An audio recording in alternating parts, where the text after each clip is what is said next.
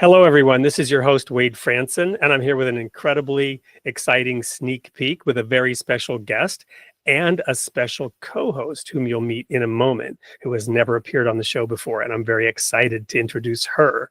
But first, Molly Engelhart, who founded the Sovereign Ranch after God led her from California to Texas. Her journey is an amazing one, and we're going to talk about dressing and keeping the garden and also building spiritual communities. Welcome to the studio, Molly. Such an honor. I'm excited to talk about my favorite things to talk about: spiritual growth, God, and soil. That's I'm kind of a geek in those areas, so I'm so happy to talk about all of it. I'm Angela Franson, Wade Franson's wife, and happy to be here with Molly, and just excited to meet you, Molly, as I'm really inspired by your work and what you're doing in Texas with your Sovereign Garden. Sovereignty Ranch. It's called Sovereignty Ranch. I love what you're doing. I'm really inspired by it, as we want to be part, I guess, of the solution. I want to be part of the solution of what's happening in the world around us. And I feel like what you're doing is part of the solution. And I'm really inspired and want to be part of this mission. I've followed Dr. Zach Bush for the last, 2 or 3 years, and love what he's doing. I'm actually a physical therapist and believe that food is our medicine. And so I'm thankful just to meet you and inspired by your work.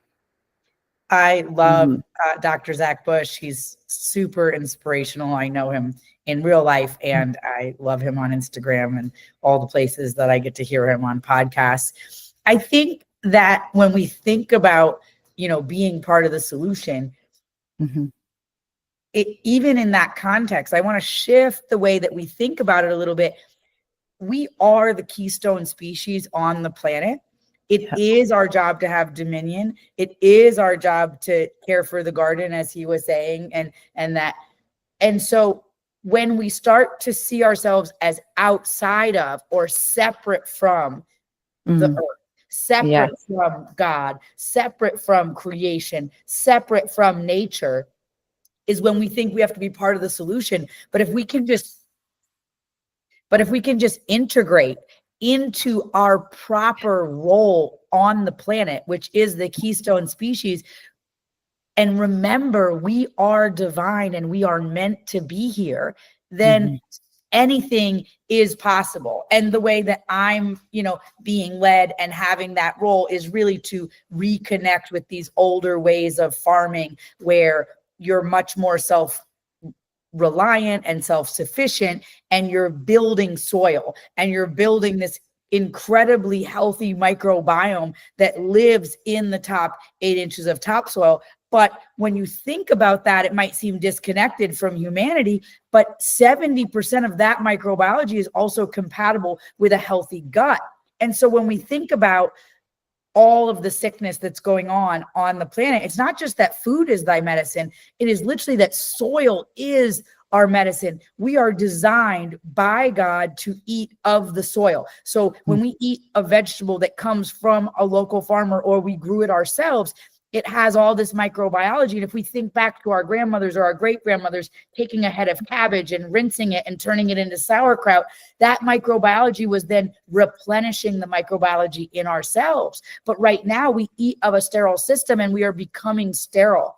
And so just like your husband said a moment ago, after asking us to tend to the garden, then be fruitful and multiply. Well, we will not be able to be fruitful and multiply if we continue to eat of a sterile system.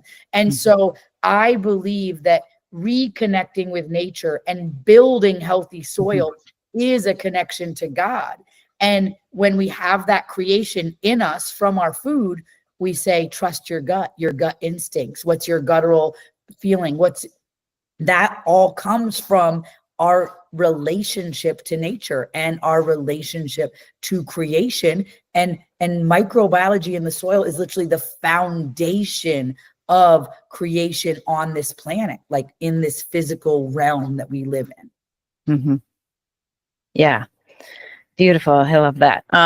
So what was your inspiration for starting the the regenerative farming? What I had was- restaurants in Los Angeles, and I thought I had vegan restaurants, and I thought that veganism was the way, and I thought I was doing the right thing, and I drove a hybrid, and I drank my oat milk latte, and I brought my grocery store bags, my reusable bags to the grocery store, and my whole world got turned upside down listening to Graham Sate's TED Talk about carbon cycling, and that carbon is not a problem, and that soil is the answer, soil is the solution, and that food waste should not be turning to methane in our landfills, but it should be turning back to soil.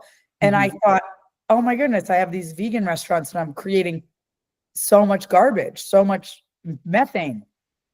So I went to every guest in the restaurant and was like, you should buy a restaurant. I mean, you should buy a farm so I could bring all my compost there and we'll make soil. It's going to be awesome. It would be like the Clippers coach, or it would be like a celebrity. And they would just look at me.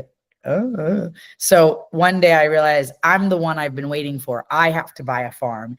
And so me and my husband found somebody that would do owner finance, and we started farming in California some years ago in 2018. And we brought our soil organic matter all the way from 0.01% to 20%. We brought all the food waste from our restaurants, and we really just got super inspired about soil health and the bureaucracy, the policies around COVID, and all of the bad management of California really destroyed these businesses that we had that were worth 20-something million dollars.